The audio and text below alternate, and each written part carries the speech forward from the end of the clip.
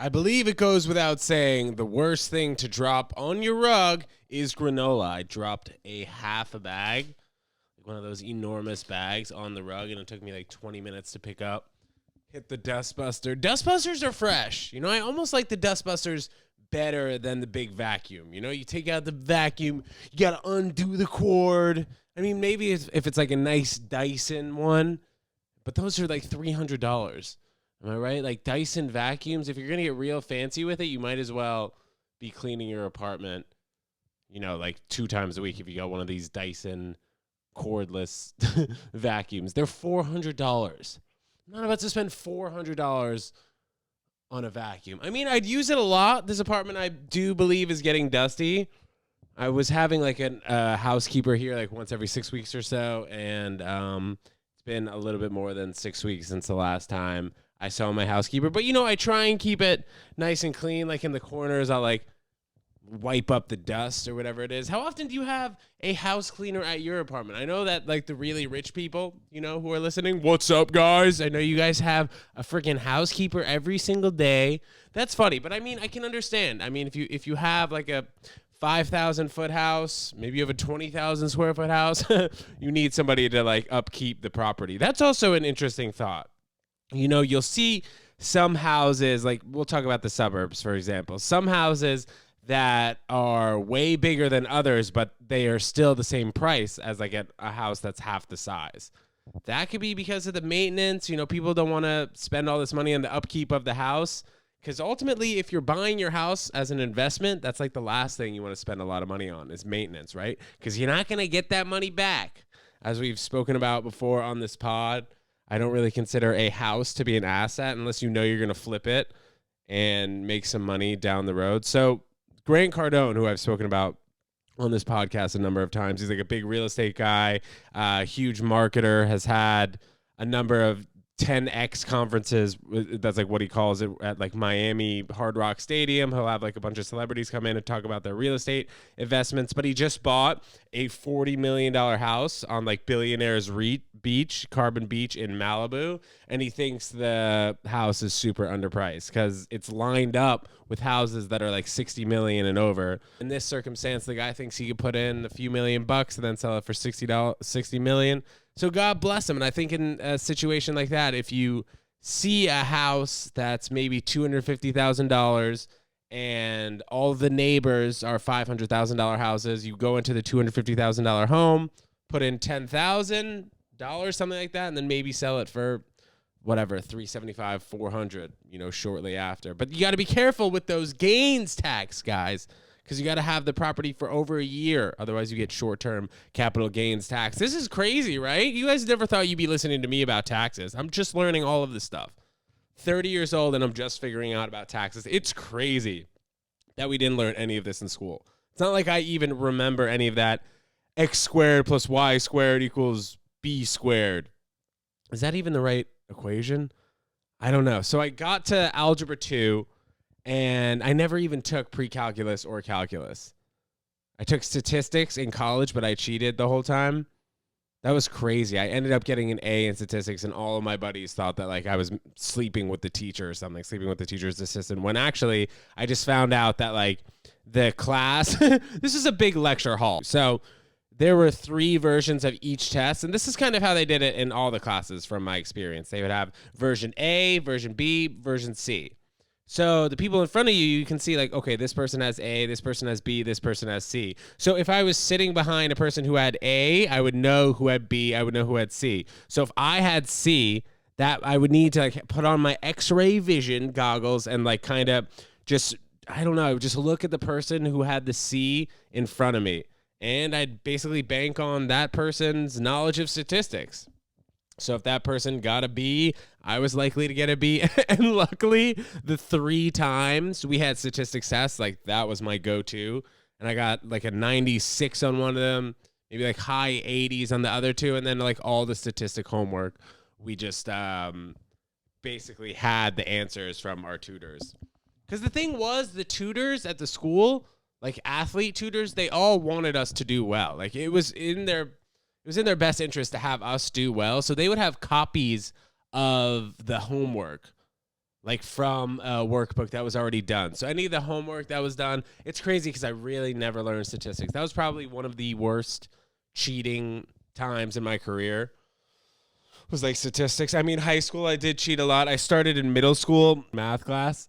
And this is a crazy, crazy story. So when we took these math tests in 6th grade, the teacher would grade it, he'd give it back to us, and then we'd go over the test in class, like the next class. He'd go over, okay, did anybody have an issue with this particular problem? And we'd like write it out.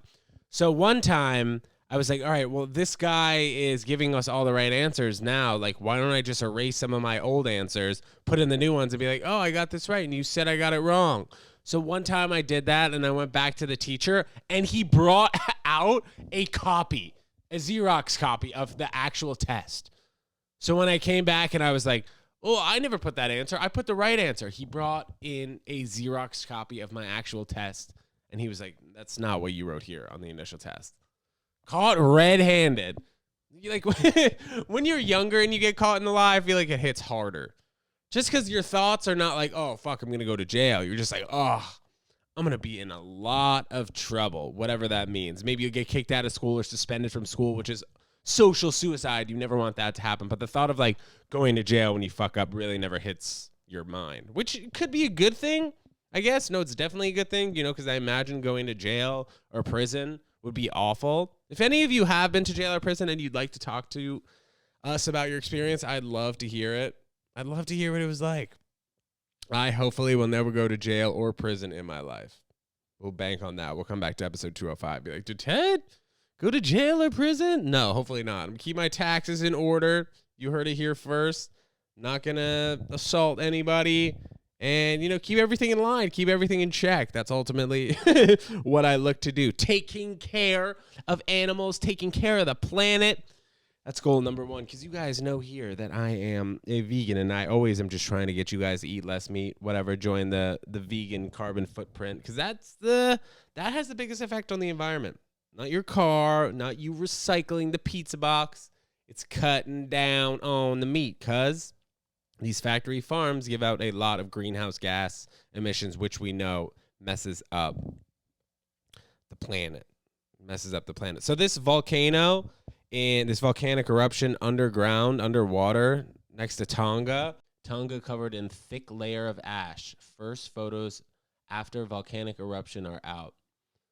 Okay, so there is a before and after here. So I want to come up to the screen and kind of just show you guys this. If you're not watching on the TEDJONESWORLD YouTube channel, you're missing out. But, oh, my God, that's crazy. So it's just basically a ton of ash.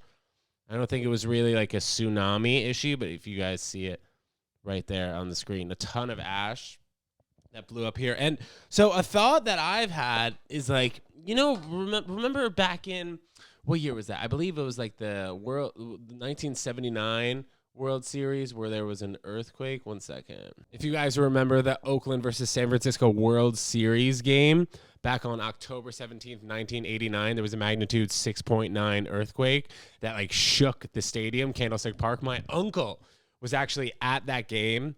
And I don't know, I've thought about earthquakes previously, you know, years ago when thinking about California, but no earthquakes have really been talked about. So is a place like California due for an earthquake? I mean, it's on a number of faults. San Andreas Fault, these earthquake faults. I mean, I hope not, but just a thought. Scary place to live. And then also you go to like Hollywood, you go to LA, and you see these homes that are literally, they have stilts in the hills. So God forbid any of those rocks crack. I don't know. I don't know if I could do that. That's also like in New York. I don't know if I want to be on the 95th floor of 432 Park Avenue, Billionaires Row. While it's nice to be up that high, you are up very high. And if you guys watched the last Empire State Building vlog where I got a private tour of the top of the Empire State Building, you'll see how scared I was of heights. I'm not really such a height guy. But also going back to that, getting a private tour of the Empire State Building was amazing. I had no idea that this was going to happen. I was one of the first people to even get in the building. So when I walked in, this lovely woman who worked there, Renita, took me to the 80th floor. I walked around. Nobody was up there yet, and then shot up to the 102nd floor and had a great view. But that was pretty cool. I can imagine also like sunset, sunrise, would be dope up there in the Empire State Building. They were doing like a sunrise showing. I think it was like Saturday and Sunday. I don't know if they're still doing it or it was a limited time thing, but would I recommend going to the top of the Empire State Building for $45? I would. The Empire State Building and the Edge being both $45. So I would think like if you go to the Empire State Building, you'll probably stay there for hour and a half, 2 hours. The Edge is more like an hour just because you go right up top. Maybe you have a drink, take some photos, stuff like that. But Empire State Building, definitely more history. Definitely more freaking history. And the way they built that building and how quick they did it was quite impressive. So while you're there at the Empire State Building, they obviously let you know how quick they did it. You know, the city was like, all right, let's freaking do it. And the builders were on it. Everybody was just on it to get that building built. Super tall, and it's sturdy. You know, you had King Kong in it, if you guys remember that. That was weird, having King Kong at the top of the Empire State Building. But, you know, anything for cinema. Ted Jones Comedy Show this coming Monday, 7 p.m., January 24th at the Stand. And then we have a show Friday night, guys, 11:59 p.m., January 28th at the Stand. Check the link in this YouTube video, Apple Podcasts, Spotify, wherever you're listening to this, and get to that Ted Jones Comedy Show. It's going to be absolutely amazing. I'm excited for that midnight show in particular. We're going to get rowdy, and tickets are a little bit cheaper than they are during the week. So you guys just check the link in this Instagram video, YouTube video, podcast, wherever the shit you guys are listening to this. So in the beginning of the coronavirus craze, like March and April of 2020, there was a lot of talk about 5G and how we're updating our cell phone service to have 5G. So the U.S. airlines warn of impending 5G flight disruption. Airlines say the start of 5G mobile phone services on Wednesday will hit aircraft navigation systems. The airlines want 5G signals to be excluded from the approximate 2 miles of airport runways at affected airports as defined by the FAA on 19th of January 2022. This will allow 5G to be deployed while avoiding harmful impacts on the aviation industry, traveling public, supply chain, vaccine distribution, our workforce, and broader economy. We further ask that the FAA immediately identify those base stations closest to the key airports that need to be addressed to ensure safety and avoid disruptions. This is nuts. So, like, years ago, we were told to put our phones in airplane mode. Then they told us it wasn't really a big deal. Or I don't know if they ever came out and told us that it doesn't matter if you don't have your phones in airplane mode, but I haven't heard a pilot or stewards on an airplane tell me to put my phone in airplane mode in years. What about you guys? So I guess having this type of service is going to disrupt it, going to disrupt signals. I don't know. Hopefully this doesn't actually become such a big deal, but I mean, it's a new thing, so we don't really know. Bill Gates' company Microsoft is planning to buy Activision Blizzard for $70 billion.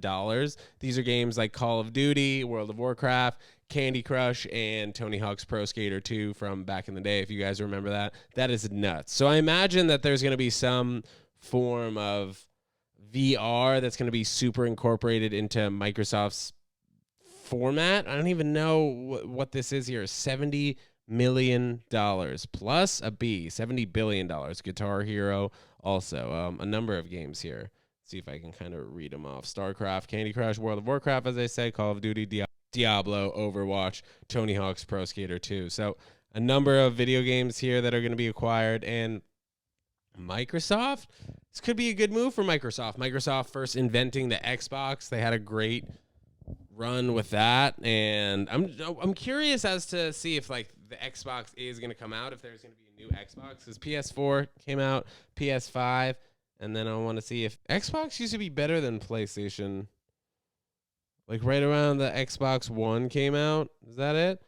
So they had so now they have an Xbox Series X. I didn't even know about that. 2021. I haven't played video games in a long time. I always used to play Grand Theft Auto though. When I was in like 10th and 11th grade in high school, I would just mess around, do cheat codes, get in the helicopter, go to the top of the Empire State Building, and then jump off. Weird. I feel like we all do kind of odd stuff in video games, though. Like, I'm not alone in doing something like that. Like, not taking it seriously or just hammering the cheat codes. Also in The Sims, that's what I did. That cheat code that gave you, like, $10,000 every time you typed it in. it was like Rosebud exclamation point, Rosebud exclamation point, and then the upside down exclamation point. All those cheat codes in the games, just because like I didn't want to spend all these hours trying to complete the game, because then once you completed the game, it seemed like you would already get all these cheat codes things, so you might as well just use the cheat codes and then you get there quicker. Not a good way to relate that to real life, though, guys. You always got to not use the cheat codes in life. Am I right? You got to get there the hard way, because then once you get there, you know what to do. You give a man a fish, he eats for a day. You teach a man to fish, he eats for life. Australian Open. Who do I got on both sides? We got my girl Emma Raducanu. I think she can take it again. She's a tough player. And then also on the men's side, we got Stefanos Tsitsipas. If Djokovic was playing, I'd say Djokovic, but I think on the men's side, it's either going to be Nadal or Tsitsipas. We'll see. I can't wait till Roger Federer makes it back. Fed, I hope your knee's doing well, man. Get back in time for the French Open. That'd be great to see Federer at the French Open for his 21st Grand Slam title. So for this year's Winter Olympics, China is discontinuing ticket sales in an effort to protect viewers from catching or spreading COVID. The country had already barred tourists from spectating, leaving little room for live viewing. Only selected invited spectators who are thoroughly screened and tested will have front row view to this year's games. Japan also canceled tickets for spectators ahead of last year's summer games over COVID concerns. I mean, would this be such an issue if people were vaccinated? Look, I'm not a big believer in forcing people to get vaccinated, but I think the reason we're still having issues with people catching COVID is because of the unvaccinated. Am I right on that? Or is that just an opinion that I have? I'm pretty sure that I'm right about that. So jamming up the Olympics. Come on, guys. Come on. Let's get that subscriber count up, like count up. Don't forget to rate, comment, subscribe on this podcast. If you guys like it, share it with your friend. Or if you don't, share it with a friend and be like, yo, this podcast sucks. But I always love when you guys tune into the Ted Jones World podcast. Again, we have the Ted Jones Comedy Show this Monday, and then this coming Friday, we have a midnight show. I absolutely cannot wait. Check the link in this YouTube video, Apple Podcasts, Spotify, wherever the shies you guys are listening to this. All right? We'll see you guys next time. Peace.